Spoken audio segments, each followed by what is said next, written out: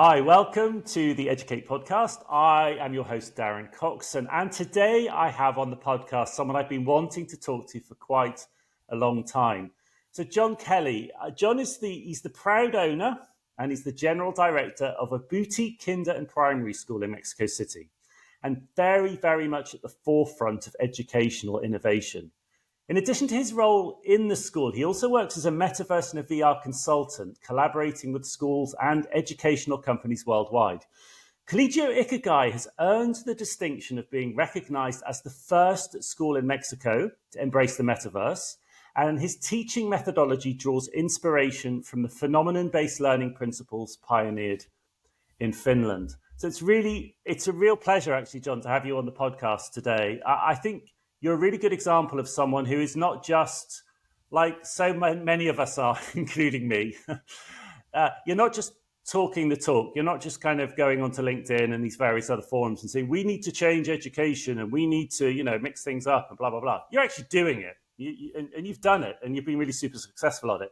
And I just think your story and your journey is one that so many people will be fascinated by and so many people will want to learn from. So I guess my first question is, how, why, what led you to setting up Colegio Ikigai? What was the journey? What was the reason you did it? And then kind of in Mexico as well, of all places, must have been a kind of a tough journey that you've been on with lots of challenges. So I think just over to you, just really keen to know as much about your journey in opening the college as you can give us. Sure. Well, thanks very much for having me on the show. I'm currently here in Murcia, in Spain, working with a university, about to fly back to Mexico. And I think none of the success we've had with Colegio Ikigai wouldn't have been possible without my friends and my family, the network that I'd grown up inside Mexico. I left England when I was a young man, 2002, so I was 22 years old, and I went to work in China, and then I moved over to Mexico. And I've lived now in Mexico for 18 years. So I think knowing the local community was essential. I think I would have had more challenges, I think, probably setting up a school in the UK or different parts of the world, because I generally had good contacts there. And I think that's one of the first most important things. But basically, I think that, the pandemic was a real gift for me. And I don't know if it was the same for everyone. And I know there was a great loss of life around the world. Very fortunately, no one in my immediate family died during the pandemic. But at the time, I was the headmaster, the school director of a big international school in Mexico City. We had 1,500 children, and there was generally quite a large loss of life inside the school. So I think probably the two most important things during the pandemic that came out for me was the moment I actually contracted COVID. Me, my wife, and my son, we all got COVID. It was a very light affair. It was like just like a light cold for a couple of weeks. But I do remember thinking when I looked down at the paper and it was it said positive, you've got COVID. I was like, well, if in 2 weeks' time I'm not here, would I be happy with what I tried to attempt to do here on the planet? So it was like a very strong personal moment for me, and I came to the conclusion that I was definitely in the right area. I definitely enjoy working with students, definitely enjoy working in education. It was definitely like my passion, my ikigai that had sort of propelled me forward in my life and given me a lot of great opportunities to travel around the world. But at the same time, though, I wasn't 100% happy with how I see the state of education in the world today. And a lot of the new techniques that we're using in Colegio Ikigai actually came out of the time that I was away from school. So Mexico as well really got it wrong, like a lot of our governments around the world. And we were off school for 16 months. So we had no contact with the children for 16 months. And this was the kinder section, the primary section. It was one of the longest around the world. And, during that 16 months, I just saw my child completely change.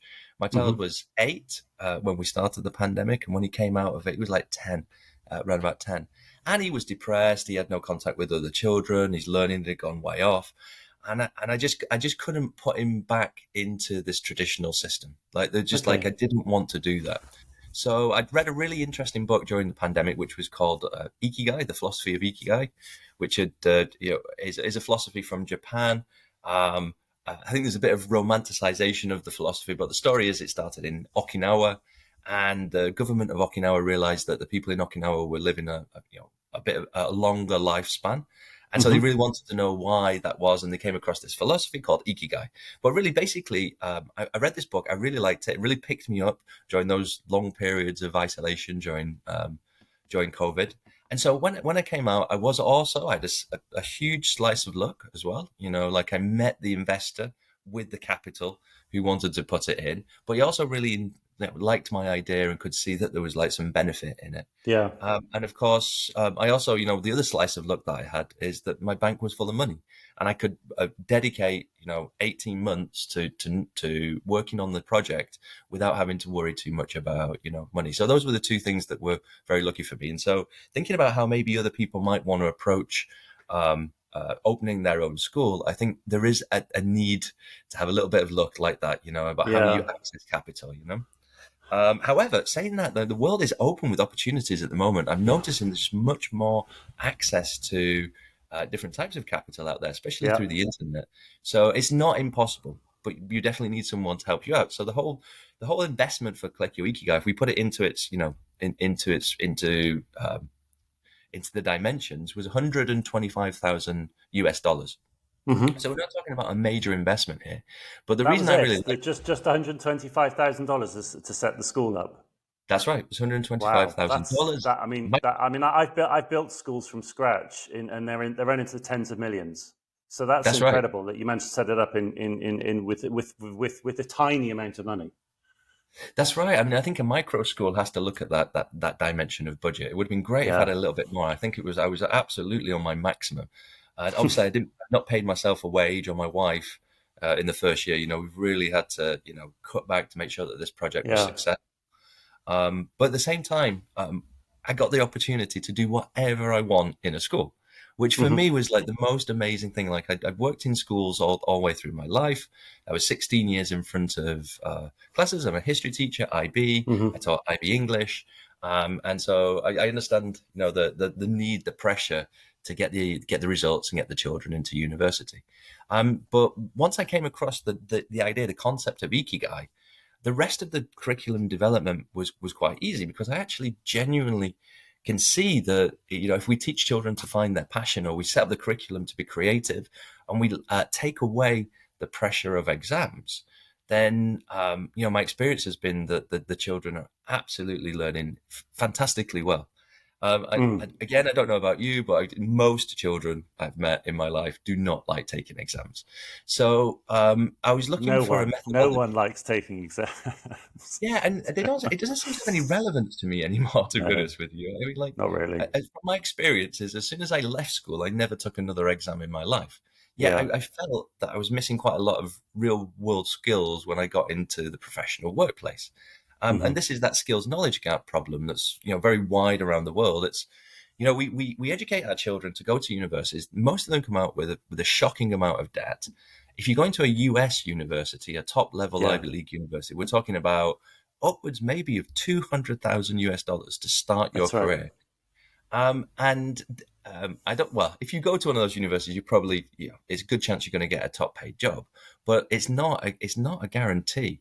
Hmm. And almost all the companies around the world say the exact same thing. Is like the graduates coming out of the school system, the university system, don't have what it needs to be successful in the life. So when I first came across phenomenon based learning, I was amazed. I don't know if you know much about phenomenon based learning, Darren. No, I'd like to. I think that's the couple of questions. One of them was that. I mean, I think it would be great just to before we go on to phenomenon-based learning, which definitely I really keen to know more about. The notion of ikigai, because I've read the book and I loved it as well. But I just, if you would, there'll be some people listening who maybe don't really know, maybe they've never even heard of the term. What exactly is it, and how have you applied it into your school? So definitely, like it's a focus on well-being. Really, would be another way to put it. So we put a lot of emphasis in Colegio Ikigai on the school climate and culture. We Hmm. want a friendly, open space where children feel comfortable learning. And obviously, what's another thing that's really helped us with the boutique really means small class sizes. But ikigai in its is like the intersection. Ikigai is like two syllables in Japanese, and iki Hmm. means life, and gai Hmm. means your journey in life or your mission in life. Hmm. So our school mission is something that is quite easy. The community can remember it really well. Is that our reason for educating children is to help them find their passion in life or their mission in life. Hmm. And it's got four quadrants. It's the intersection of four areas. It's the intersection of understanding yourself, what you're good at, what you're passionate about, what your vocation is, and how Hmm. you can make money in life.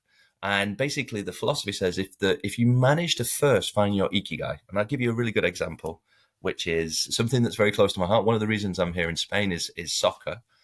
Hmm. If you can first find your ikigai and then construct your life around your ikigai, you will be successful and you will be happy. And that's really what all parents want for their children, right? We want our Hmm. children to be successful and happy.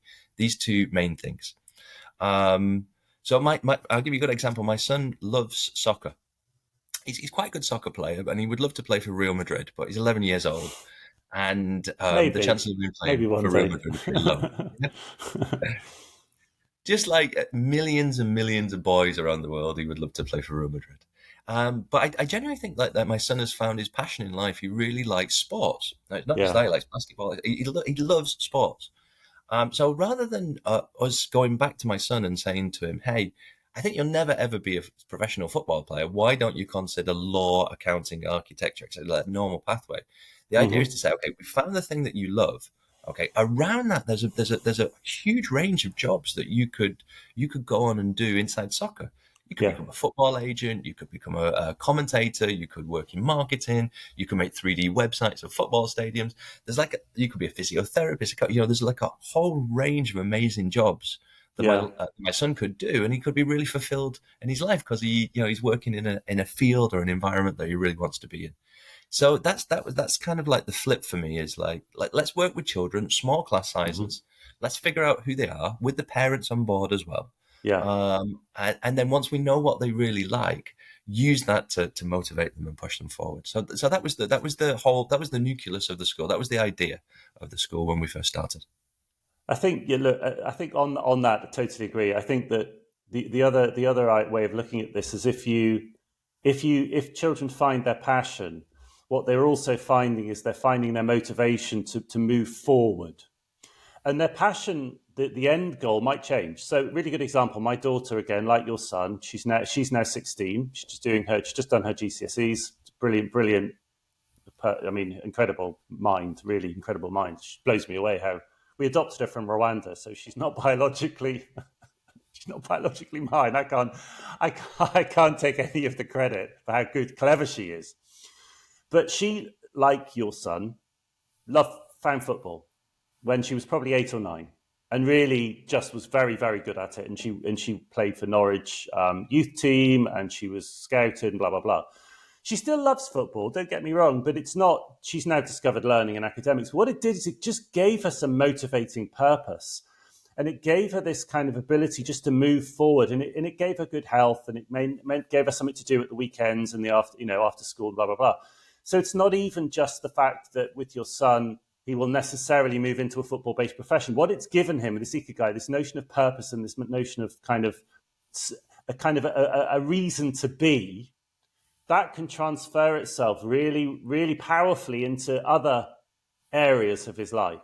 So it's about, and so that the actual end result could very, very, and probably will. I mean, by the time he's 16 or 17, it may be something totally different that he loves. I mean, he still Right. will love football, but it's just given him that. And so I totally agree. I think what you're doing in the school is what every single school and every single teacher should be focusing their energies on. Find out what it is. What is the ikigai? What is the core purpose? The reason that we get up in the morning, the reason that we're alive.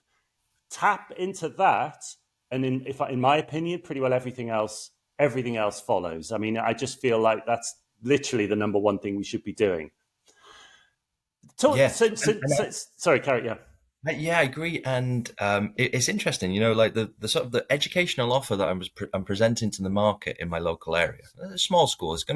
We're going to be full this year with 127 students, and that's it. Oh, There's that's no amazing. room to grow or anything. That is just Colegio Ikigai.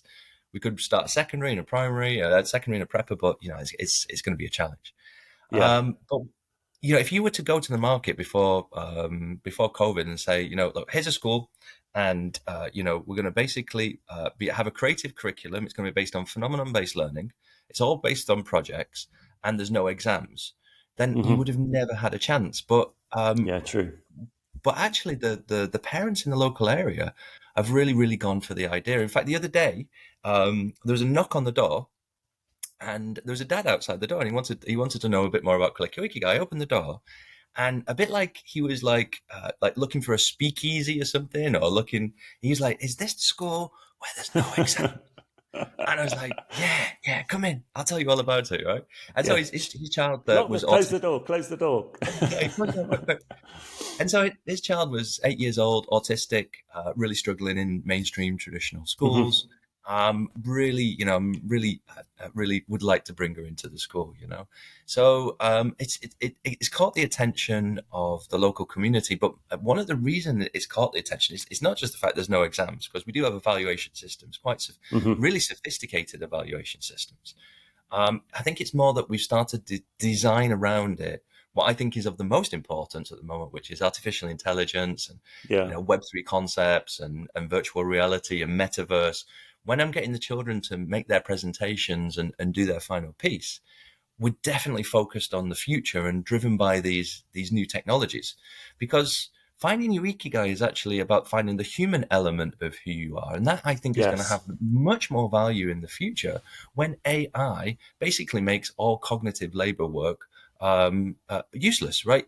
There's no point, in my opinion, if AI continues on the trajectory that it's going, and it looks like it's going on a very steep trajectory, then the whole nature of what we want to be and what we want to do in life and how we want to approach it is going to radically change, and it's changing, right? We're in that Yeah. process now of transformation. Yeah. I my opinion. The whole world knows my opinion on what you just said, so I no need to repeat myself on that.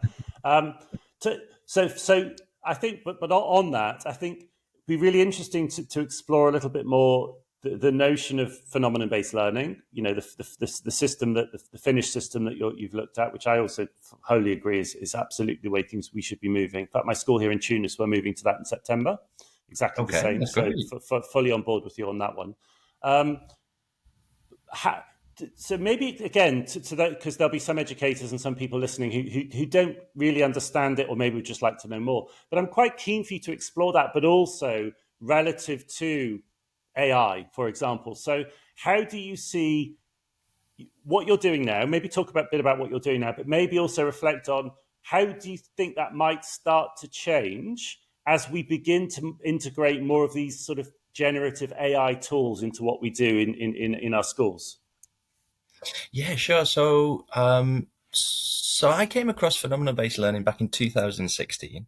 And I just initially came across it because it sounded like a really cool name. I was like, that sounds really cool. Mm-hmm. And the Finnish government had changed their system to phenomenon-based learning, which is project-based learning. So I ended up meeting a couple of fantastic educators actually from Finland, and they've helped explain the process to me a lot more. Mm-hmm. Some of the characteristics of phenomenon-based learning are: you start the learning cycle with a phenomenon, which is either a natural phenomenon or a social phenomenon. Then there's kind of like a didactic sequence as you go through investigating and then presenting and create creative activities inside the classroom. And it finishes with some kind of learning walk exhibition, PYP model, IB type model.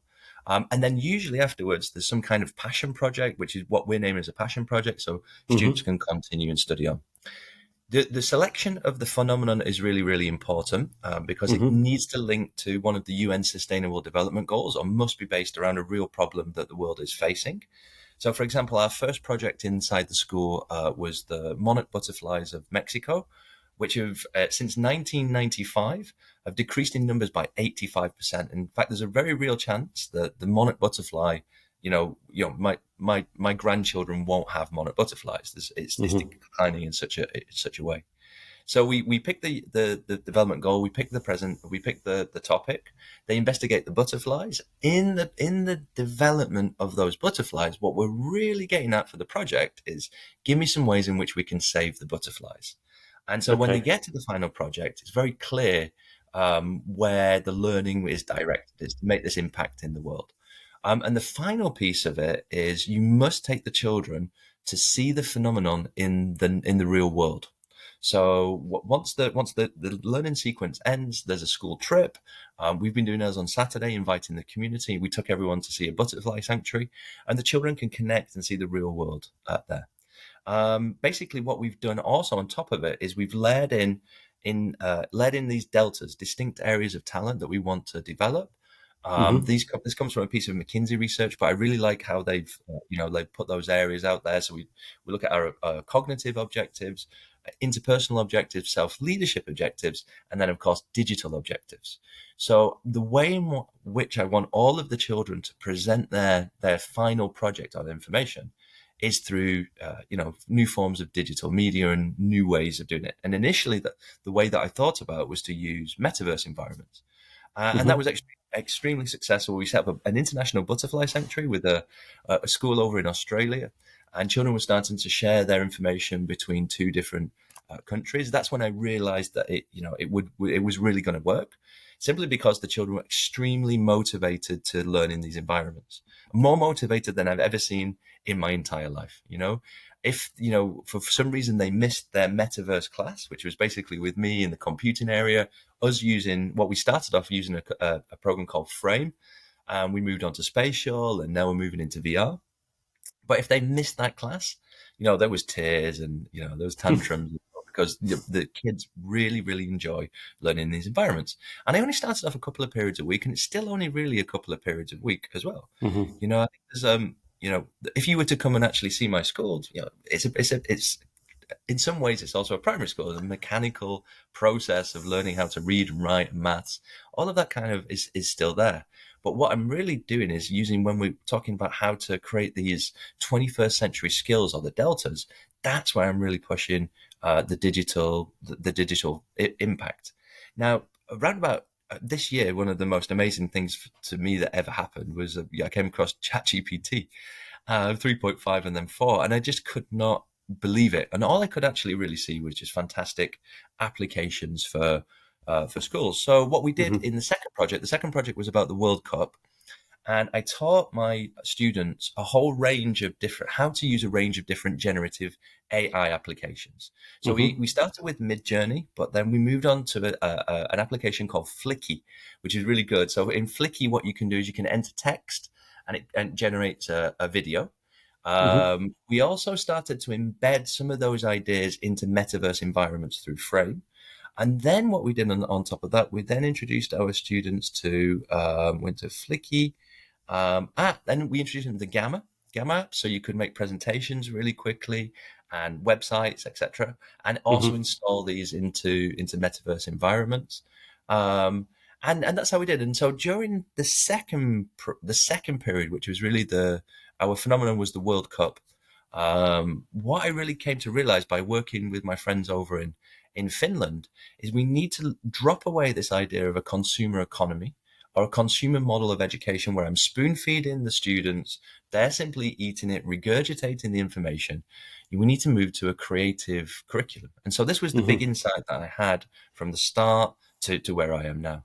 And in a creative curriculum, basically what I'm doing is saying, like, here's your starting point, here's your end point.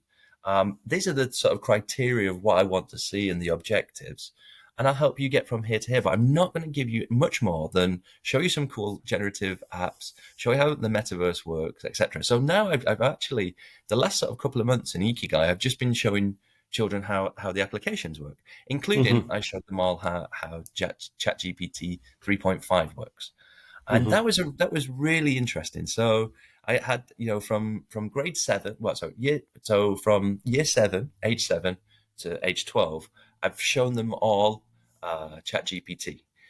In lower primary, they didn't have so much interest in it, but in upper primary, they had a lot of interest in it. And I've been Mm-hmm. encouraging them to use it for their homework. I've been encouraging them to use it in class. What we've done is we've got like a robot inside the library. It's got a laptop in there, and the laptop's always attached to ChatGPT. And Okay. any student can ask to leave their class if they wish to ask a question to ChatGPT. and they come along, and around it I've got like sort of like I've like decorated the presentation about how to make good form, good questions, and I'm using it really just to improve questioning inside the children. That's what I'm doing at the moment. But moving on from there, what we actually came across is like for the next project, our final project, which is UFOs. Hmm. What I'm trying to do is I'm trying to get the children to create UFOs in Tinkercad, and then attach ChatGPT to it through an API, and so they can like have conversations with aliens. And so it's this kind of like flexibility and freedom that I've got inside the school, which is the first time ever, is leading me towards these more wonderful ideas, and it works great. The children love it. We also really we got a couple of VR headsets in the school. We don't put the kids in too much time in the VR, but it's really great for them when they create their metaverse environments in frame or spatial, particularly in frame. What they can then do is they can put the headset on and they can go into their VR environment and interact with the 3D models and objects and all this different layers of uh, you know, digital enhancement that we've got now are things that I'm really keen in teaching the children. So that's kind of just been my journey and thoughts on that part of the school. Just on the sort of the subject of VR and the metaverse, why do you see this as being an important addition, not just within your school, but just generally in education? What do you think that these new technologies? Sometimes we conflate VR and the metaverse. We really shouldn't. They are different things, and you can have one and not the other quite easily. But actually, they can kind of work quite well together. But they are different things. But why are they important to you within your school at the moment?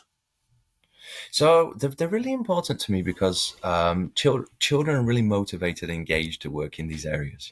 Hmm. Again, during the pandemic, I came across a game called Fortnite. I had never heard of it before. My Hmm. son wanted to play it, so there was a real heated discussion in our home because my wife was saying no, he can't play Fortnite, and I was saying no, I'll let him play Fortnite. So we came to a because you just go around shooting people and killing people, right? That's the idea. It's kind of like it's cartoonish violence, but Yeah. my wife was against it, and I was like, no, just let him play. All his friends are playing, and he wants to play.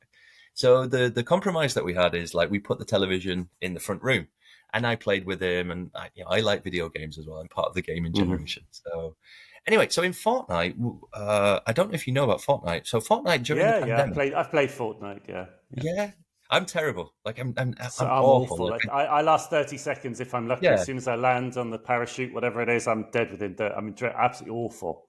yeah, me too.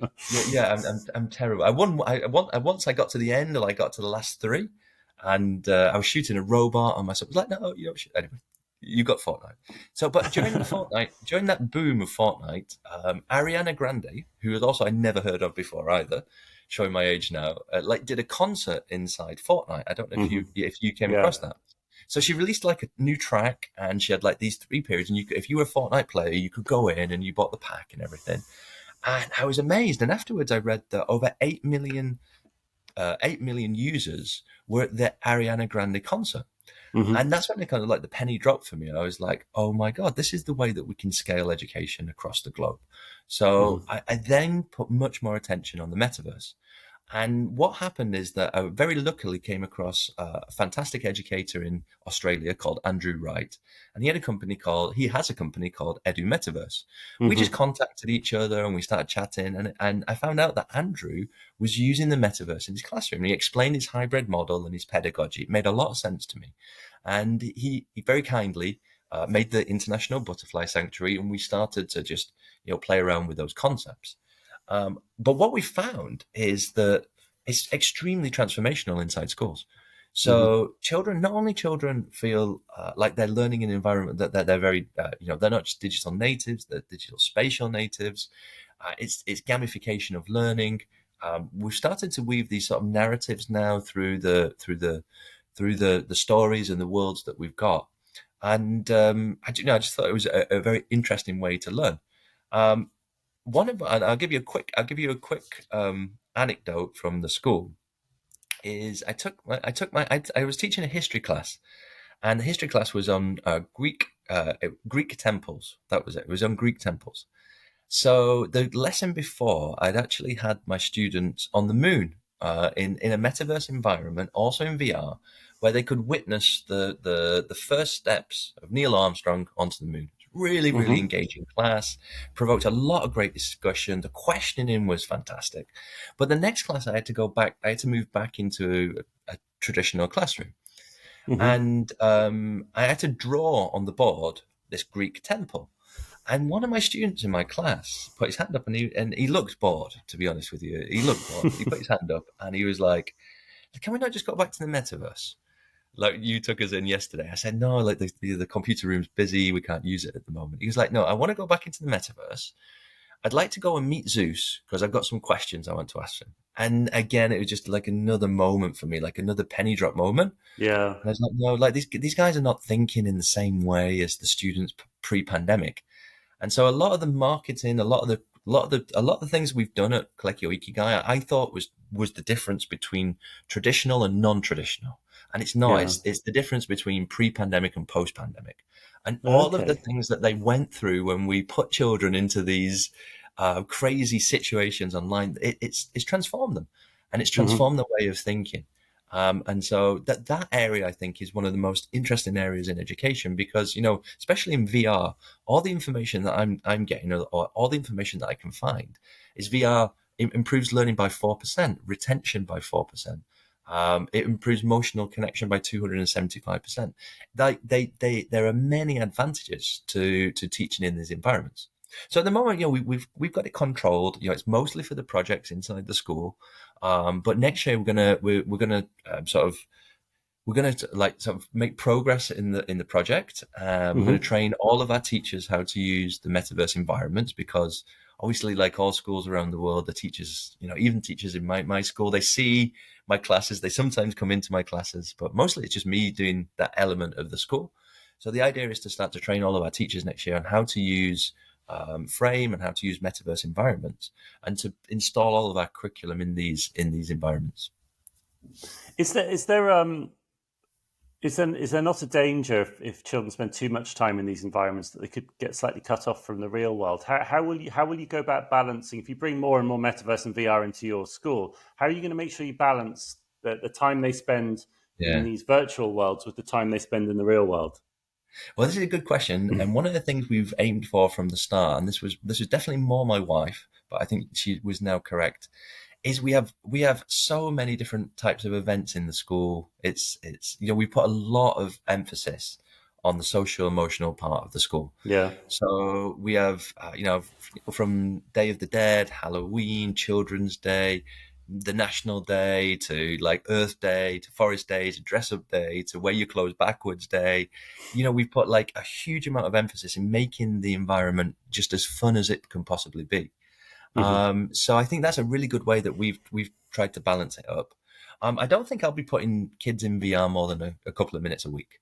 I'll be Okay. honest with you. Yeah. Yeah. But when they're working 2D on the iPad and working in the metaverse environment, I think we can increase that level. And I think that's the right thing to do because it's been so successful. We only have two. It's only they only work in those environments 2 periods a week anyway. So we Hmm. could go up to like 4 or 6 next week. But my great aim is to train the teachers now on the sort of experimental learnings that I've had along this year. Do you obviously we've been talking quite a lot, the two of us and other in the groups that we're involved in, about the Apple Vision Pro and XR and because you mentioned about VR, you don't want to put kids in VR for more than a few minutes a week. I think I probably agree with that. I think it's too much time just completely blocked off from the world. I don't think is particularly a good thing for anyone, let alone children. What about though if we can reach the point in the next few years that we've got XR, that it's augmented reality, that we've got lightweight kind of headsets that actually kids can wear? Do you think, from your perspective in Colegio Ikigai, that might start to change how you approach what you do? Yeah, yeah, very possibly. I like the idea of the AR headset from Apple. I think that was like an interesting step in the right direction. I think Hmm. if schools are really looking, I mean, the price tag is off-putting for straight away, right? So I don't think it's going to have that much of an impact right No, now. But none whatsoever. No, no school can afford it. I don't think anyone can afford one of these. But they said it was for developers first, and they're going to Yeah, kind of work on it. But looking at the marketing also was interesting because it was only the adults that were wearing them, and there was several children in there, but they weren't necessarily wearing the goggles. I don't think they fit quite correctly. yeah, Um, Augmented reality, I think, has a great future in education. But you're right, the goggles are not necessarily the best fit for small children. Like they're not. But when we get into secondary school and prepper, I think I can see like much more opportunities to use them. My son isn't that interested in wearing the goggles either, which is quite mm, interesting. He was initially very interested, yeah, and I showed him a couple of games and things like that. But mostly, he likes to be on the PC. So we got yeah, some high spec PC gamers, and or tablet PC, and it's exactly the same effect if you're walking around in those worlds and interacting in metaverse environments than it is with the headset. I just want to like more socialize the children to the idea that these headset exists. In the future, I think they'll probably play a large part in our society. So hmm, it's more like a process of socialization for me rather than getting children in there. Some of the kids really like it. I've got one of my students. One of my students is continually asking me to go into the headset. So there's one guy who's just like, I really love the headset. And I let him, I just give him a couple of minutes of break time and he can go and hang out in there and he sort of gets his time inside there. But mostly the other children find them like a little bit cumbersome and they don't really work so yeah. well. Yeah. Yeah, no, well, let's just see the way things head. I think if there's going to be any unlocking in education, they've got to be a tenth of the price of the less than a tenth of the price of the Vision Pro, and probably half the size and probably half the weight as well, with a much longer than 2 hour battery life. So, but you're absolutely right. It's just for developers. It's the way things are heading. They've developed this so that developers can then begin to build applications with Unity through this device. So I can understand their approach. I But think the other thing that you're doing, John, which is really fascinating, which I've been following quite closely, is around the consultancy, the work you're doing around VR and the metaverse. And I know you're coming off a road trip in Spain. Be really that's keen right. to learn more about what you've been doing there. So a year I hadn't put a single post out on LinkedIn until about a year ago. And then I thought, well, like it's quite an interesting story of guy starting his own school in Mexico. I've got these interesting ideas, so I thought I'd just start posting things out on LinkedIn. I think when you become a small business owner, you have to be more conscious of Facebook and LinkedIn and social media. But I Yeah, am actually absolutely. quite surprised at how it's kind of like taken off, and really the freedom also of working outside of a corporate entity is like I'm free to post about things that I really just want to talk about, which is Yeah, also you which don't have a is boss to worry about. that's right, yeah. And so I think that authenticity is important, right, on social media. People see Agreed. it's you and what you're doing, and I also like to send out pictures of, well, without seeing the faces, but I like to send out pictures of children doing what I'm saying I'm doing in the post. So I'm Yeah, quite surprised at how quickly like the social media has grown for me, and especially in LinkedIn, and then all sorts of really interesting people have reached out to me. Tons and tons and tons of really interesting people have reached out to me. And one of the most interesting was the Virtual Football Academy. It was a group up in Philadelphia. They said, "Hey, we've got this idea. We want to put sports and football training inside VR metaverse environments. We see that you're doing it down in Colegio Ikigai. Can you help us out with some ideas?" So that kind of like escalated and escalated and escalated until I took like a sort of part-time role in the company as the director of learning. And we've just been invited to come over to meet some La Liga clubs here in Spain. So we spent a week with RC Celta, which is over in Vigo. They're a La Liga club, and they escaped relegation on the last game of the season. I went to the stadium. It's called the Estadio de Balaidos. And before we went, we thought what would be great is if we made a 3D model of the Stadio Balaidos so we could show people when we came over. Anyway, I wasn't really I wasn't quite expecting how popular it was going to be. And we ended up talking to pretty much everyone in the club, from the head of the foundation. I met the owner, Carlos Mourinho, just briefly. Met some of his family. We met some of the other ideas that they've got there in the sports there, and they've got an incubator over there for innovative sports ideas.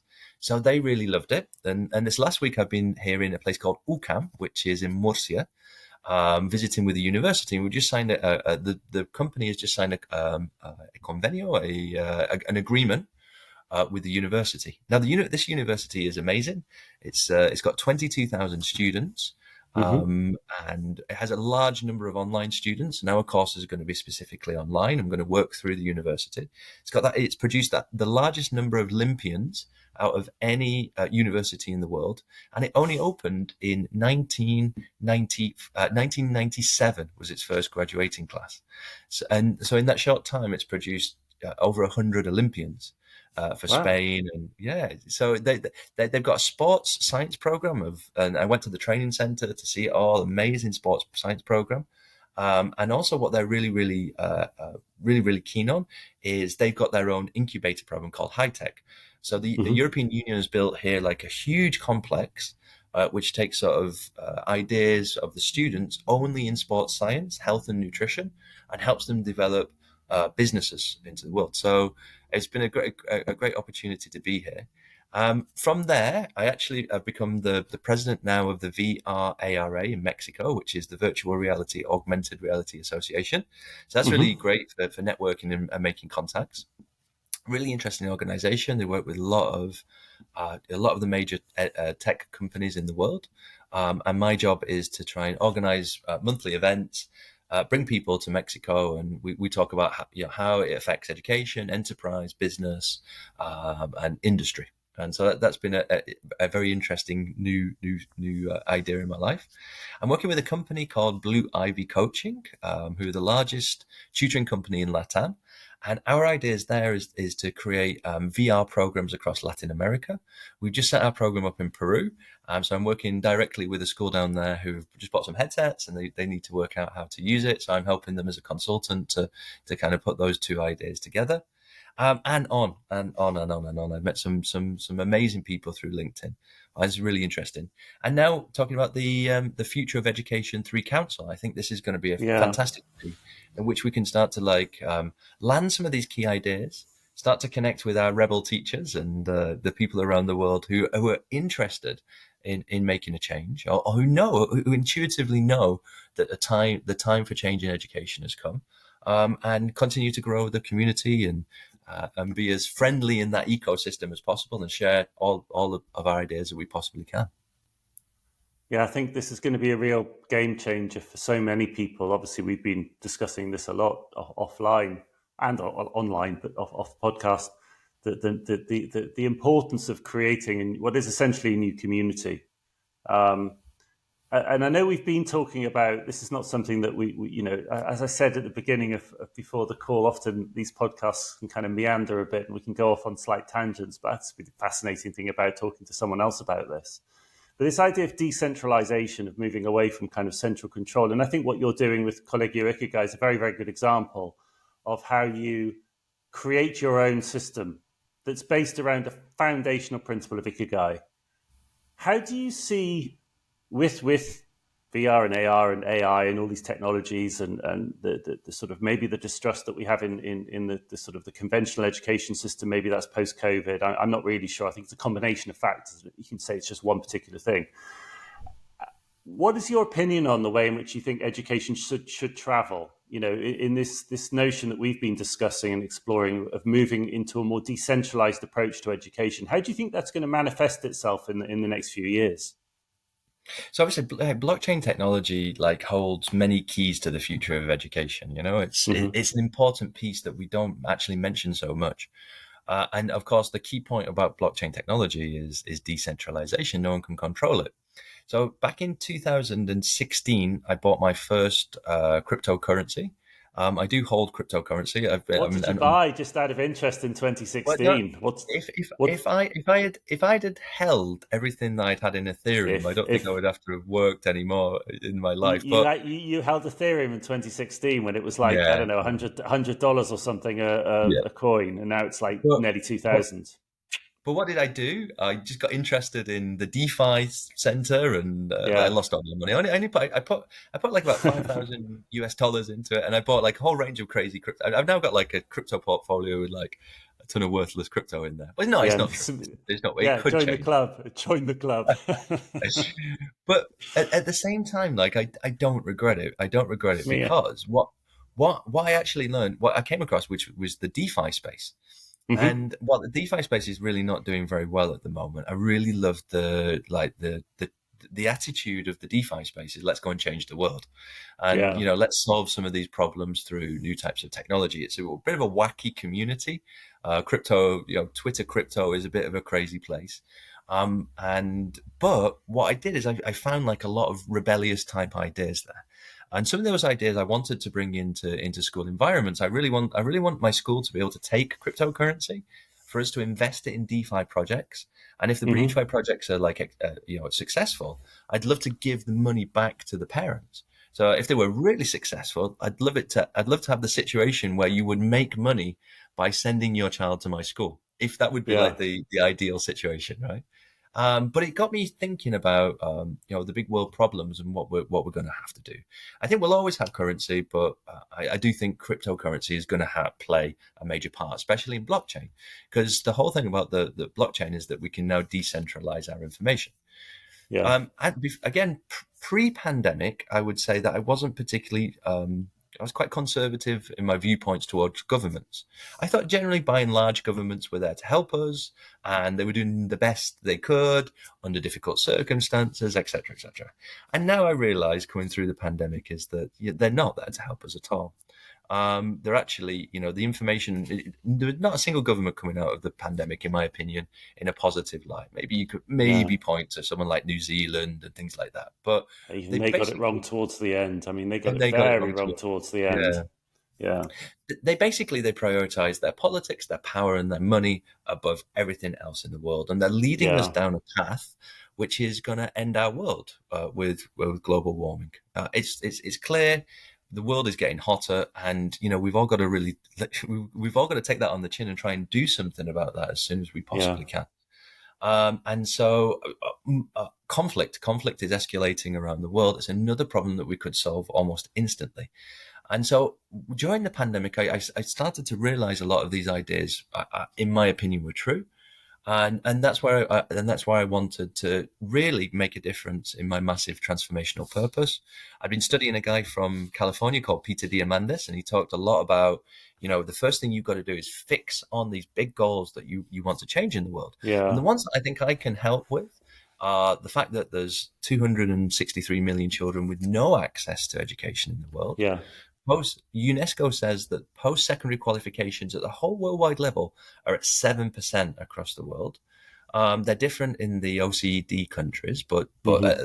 only 7% of the world's population get a post-secondary qualification. We're looking at massive teacher shortages coming up to 2030. Again, the UNESCO puts it at 69 million. India and China to be the worst hit. And also, there's going to be a massive shortfall of physical university places Hmm. by 2030, upwards of 140 million. I've seen estimates. We couldn't, if we started building universities now in every major city around the world from now until 2030, there's still not going to be enough university places. So these are like big problems. And for me, if we could educate the entire world to a very good high standard, this would be the first way that we can take a step towards fixing some of these problems. In my opinion, education is the base. If we can educate the entire world, then that would be the key. Now, if you can put 8 million users watching an Ariana Grande concert and have that type of engagement, it seems to me that metaverse technologies, VR technologies, immersive learning environment technologies, and now with artificial intelligence coming in there, Yeah. I think within that mix is the solution. I wouldn't want to say how or where or why or how we would distribute it. But for me, it's like it scales at cost. You can get it Hmm. across the world. You can get artificial intelligence to teach children now. And I think Hmm. that's perfectly possible. Yeah. And we can actually raise the standard of education around the world. And that was what that was really like hand on heart. That's why I started Colegio Ikigai. It wasn't just to start another private school in Mexico City. It was actually to try and like do something with an impact. And if I look down, in 20 years I catch COVID again, but this time, COVID gets me. I want to like think back on my life and think I really tried to attack these big issues with the talent and the resources and the ideas that I've now got. So that was really where we came from. The you've mentioned before this notion of massive transformational purpose, I think you call it. Where does that term? Because I hadn't heard of that term before you spoke about it on a recent forum where we were involved in. Where does Yeah. that term come from? Yeah, so I came across this term again, like sort of like in the late 2018. It comes from a guy Hmm. called Peter Diamandis, who runs Hmm. a whole range of different. He's a serial entrepreneur from California. He's a thought leader. He runs a university called Singularity University, and he's Okay. written a number of books. And the first thing he talks about massive transformational purposes as being like the Ikigai, the reason why you get out of bed Yeah. in the morning. If you can connect in with that bigger picture, that's what's going to pull you through the hard times and give you the motivation to succeed. He also wrote a fantastic book called The Future is Faster Than You Think, with a Hmm. guy called Stephen Kotler. And that's an amazing book to read. Because basically he says, if quantum computing becomes a reality, which it seems to be moving forward quite quick now, then Yeah. the exponential curve of computational growth can last, in theory, forever. Which means that every year our computers will get, twice as Yeah. Yeah. twice as smart for or, forever. or, or more, because I think Or Moore's more. law is out of the window now. We've had Moore's law since the 1960s, I think, and now, well, the 1950s, and actually since late November, December 2022 with ChatGPT, I think we're all of the mind that actually Moore's law is not. It's meaningless now because these systems are just their potential growth is exponential. That's right. Yeah, there's a fantastic guy I also follow called Astro Teller, and he was Hmm. actually I don't know what he does right now, but I know for a while he was like a chief. He was the head of Google X, which is the innovative part of Google, right? So if you can imagine Google actually has a division of innovation inside it, and he was the head of that. And he said that the big problem with exponential growth is the human mind cannot understand it really. He said Yeah. humans cannot understand exponential growth, and if we are on that updraft now with computers getting faster and quicker and quicker and faster, what we're going to start to see is some pretty crazy things quite quickly. And in our lifetime, I'm sure, Darren, we're roughly the same age, right, Darren? I'm 43. I Thank can you, remember. thank you for just making my day. I'm a fair bit older than you. Well, you will remember, like I had to remember when I was at university, which wasn't that long ago. It was like only 20 years ago. I had to remember my friends' telephone numbers, and I would phone their house from payphones, right? Yeah. Like where we've come from and where we've gone to with that 2006, that Apple smartphone putting this massive amount of power and technology in our hands is quite frightening, really. Hmm. And now we're moving into this era of artificial intelligence. I'm very positive about artificial intelligence. I think it's going to be part of the solution to big problems in the world. But it said like if we it's like living through the industrial revolution, right? We're living through the technological revolution. And when we look back and when we look at where we might be going to, it's fairly frightening, right? It is. It is. It's frightening and exciting. I think I Yeah, spend most of my life one of the other states, or sometimes both. Absolutely. And every one moment you're reading a Duma article that's the end of the world, and the next you're reading an article AI will finally set us free, and then it just.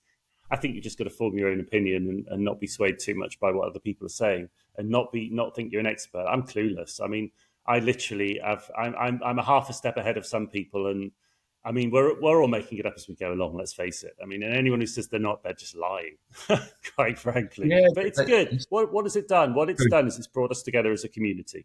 That's what it's done, and I think that's the most valuable thing of all of this. Yeah, I did. When I often speak to people about this, I talk about the the metaphor of Iron Man, right? So Iron Man fuses his human qualities with his suit, and his suit Yeah. is the AI infused tool that he uses. And when they're together, they're completely unstoppable, right? Yeah. One can't operate without the other.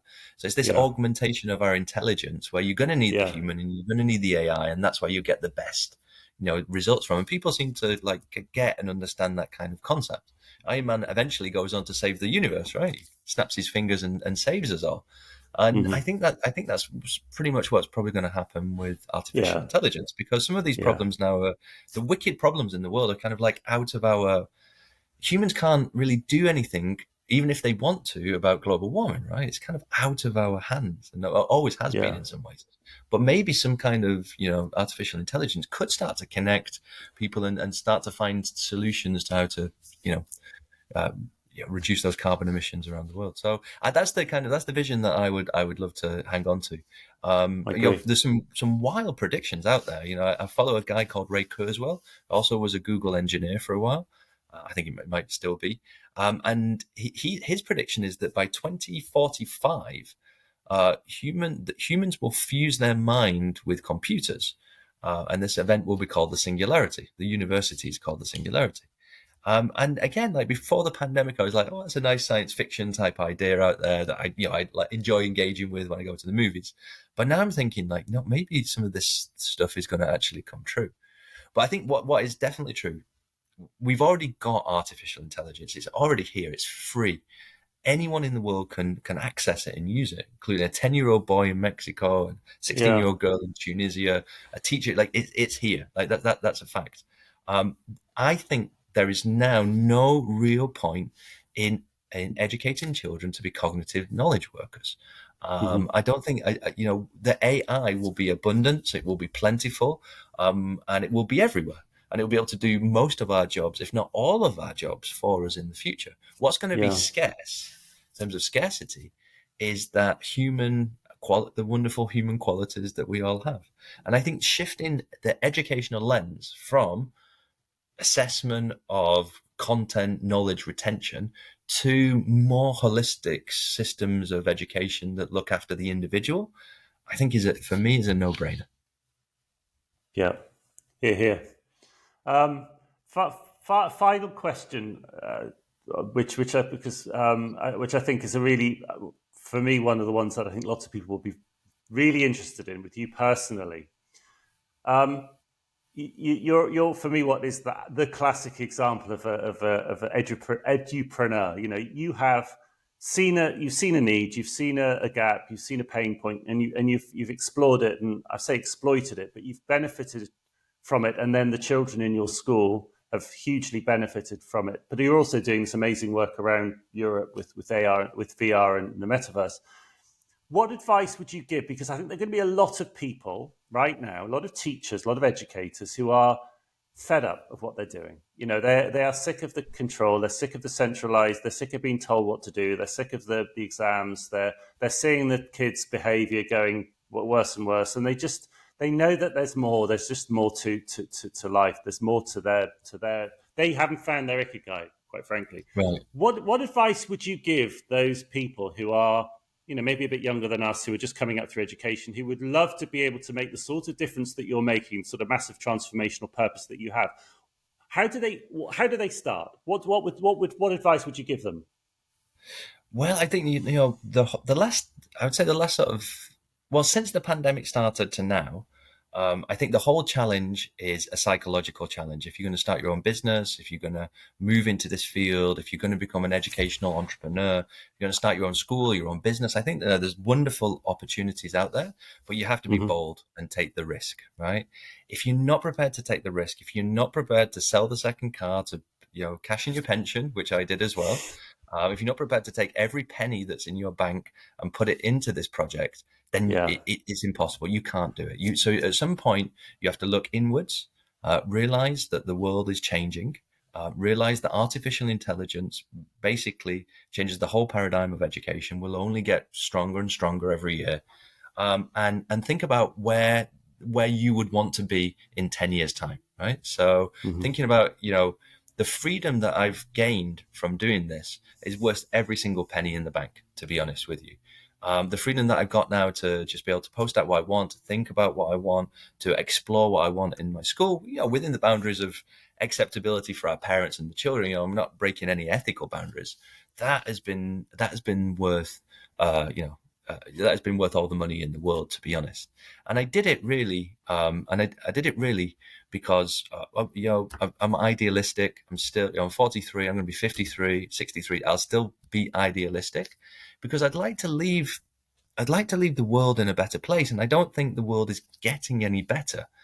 And I think I can do it. I can put my own sort of like little sort of dent in the world in education. But Yeah, my main advice is, if now's the time, right? yeah. Be brave, be bold, take a risk, do something that changes the status quo. Understand that, I think even when I was teaching in schools, somehow intuitively I knew it was kind of nonsense. I was preparing children to go through IGCSEs and IB exams, Hmm. and I could see that all of them could do it, but yet at the same time, like when the children came out afterwards, I saw like sometimes the most successful children were the ones that had done the worst in school. And I could tell, even though when I was in the system, it wasn't quite right. There was something jarring with me. It was Yeah. like something not right here, even though I love teaching. Like I genuinely, I adore being in front of a class, teaching a class. Like I really enjoy that as part of my life. But yeah, be brave, be bold, take a risk, take a decision, go in a new direction, explore. There's a ton Hmm. of tech out there which could help transform your classroom first. Try that. Try and transform your classroom first, and then try and transform the world. And don't be afraid to question about these systems and of control that are above us, which actually, like, when you do manage to break out of it, you realize that it was just an illusion in the first place. And I think in addition to all of that, those of you who are listening and thinking, yes, but how do I start? Where do I start? Find your tribe, find your people, find your community, because they will support you. As John and I Yeah. say, a new communities, Education 3.0, Future of Education Council is being set up. We're just working on the details for that at the moment. That we hope will be a place where people who know that there's just more, who will just want advice. I'd like to set up a Yeah. small school. How do I start? Okay, John, you can help these people. I'd like to bring AI into my school. We can help you with that. Just a place where fellow like-minded educators who have just know that there's more. There's just more. There's just more to teaching, and there's more to schools, and there's more to education in general. I think you need to be with these people, because if you look at the apply it to Christianity or Buddhism or Islam and all of the world faiths, one of the most powerful elements of those is they have the sangha in Buddhism, or the church, or the mosque, or whatever it is. You actually need a community. You can't do this on your own. So I think joining these communities, I think, is really, really important. Yeah, I agree. Yeah, absolutely. That's the second part of after you've identified your massive transformational purpose, join the community. Yeah, of people who Yeah. want to make a difference and make a change. Yeah, no, absolutely right. And all of the leadership gurus talk about that. You've got to find your in John Cotter's words, your guiding coalition. Who are the people you're going to work with to drive forward? Once you've identified the problem, you realize you have no choice but to change. The next step is to actually find your guiding coalition, your group that you're going to drive forward these changes with. So, look, John, it's been an enormous pleasure actually to talk to you about this, which I knew it would be. I think what you've done to date in a very short space of time, and you need to understand. I operate schools, all over the world, have done for years. To be full, any school that's full, regardless of the size, is an achievement, because there are very few schools, private fee-paying schools, that can say that. So I think that's testament to you've hit the pain points right, but you've also created a school which people genuinely want to attend. And even if they feel slightly furtive and guilty, do you really do exams? Do you really not do exams? Really? I think that's a really great thing. So, Right. so thank you for sharing that. And I think that we'll obviously keep discussing and keep talking. And I'm really, really excited to see what you do next. Yeah, yeah. Me too. Me too. Yeah, the great bit is it's still a mystery and a surprise, and I like that. I like that about my new lifestyle. Like this, Yeah. very much a journey into the unknown now. Thank you, John. Real pleasure to talk to you. Thank you very much.